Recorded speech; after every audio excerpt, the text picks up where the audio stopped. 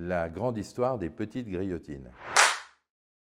C'est à partir des années 70 que la quête d'une cerise toute particulière pour répondre aux attentes des grands chefs pâtissiers, des grands chefs cuisiniers a commencé. Ainsi, avec mes parents, nous partions tous les étés avec la 404 pour chercher cette cerise rare et nous avons trouvé dans les années 1980 une cerise au fin fond de la Yougoslavie qui correspondait tout à fait à ce que nous cherchions.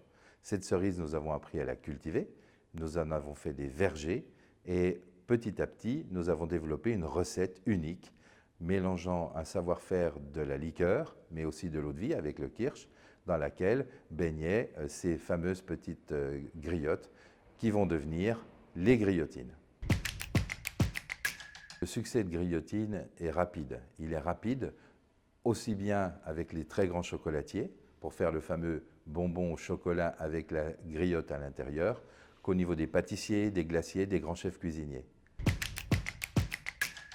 À partir des années 2000, je me suis posé la question du devenir de Grillotine en tant que marque pour le grand public et aussi et surtout pour l'exportation, pour conquérir de nouveaux pays. Je souhaitais donner à Grillotine un univers un peu en décalage par rapport à ce qui se faisait à l'époque et conquérir le monde à travers une vision glamour de Grillotine, une vision un peu cosmétique où le fruit était sublimé avec un nouveau bocal, avec un nouveau coffret, un écrin.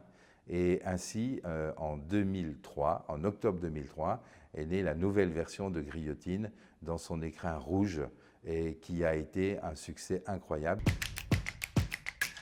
Le nouveau défi pour Grillotine, c'est de passer de ce monde de la gastronomie vers le monde de la mixologie, ce que nous sommes en train de réussir également, où Grillotine trouve ses lettres de noblesse avec les plus grands mixologistes dans le monde entier, de New York jusqu'à Melbourne, en passant par Tokyo et bien sûr Paris.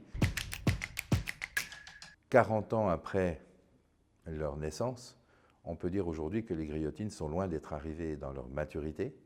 L'exportation est un facteur de développement, mais en France également, nous avons une nouvelle génération à conquérir, à reconquérir, et nous avons aussi des évolutions récentes qui montrent comment Grillotine se marie avec d'autres très grandes marques. Nous venons de lancer par exemple Grillotine au Rhum St. James, qui est un futur développement. Donc le potentiel de Grillotine reste intact et nous avons beaucoup encore à faire.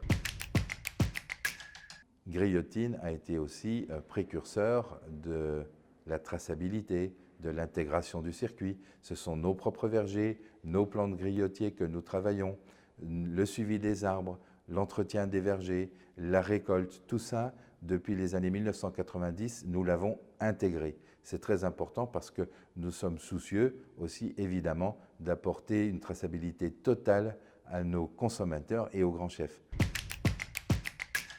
Alors, le rêve que j'ai pour Grillotine, je l'ai depuis longtemps. Il date de ma première visite à New York. New York est une ville que j'apprécie beaucoup. Et lors de ma première visite, en arrivant évidemment au cœur de Times Square, j'ai fait ce rêve un jour de voir Grillotine en haut de ces écrans énormes qui représentent les plus grandes marques du monde. Et voilà, s'il y a un rêve que je poursuis, c'est un jour porter cette marque, ce travail, ces hommes et ces femmes qui construisent chaque jour cette renommée de l'entreprise, de le porter au cœur de ce Manhattan qui est un peu voilà, le Graal pour moi et de faire que Grillotine devienne une véritable marque mondiale pour un savoir-faire simple. Ma dégustation favorite pour les grillotines, c'est avec des amis. C'est pas tant la recette que le fait de déguster ces grillotines entre amis, soit dans un cocktail, soit dans une forêt noire. Mais le plus important, c'est un fruit qui rassemble, c'est un fruit de partage, de passion. Et voilà, je crois que c'est ça l'essentiel.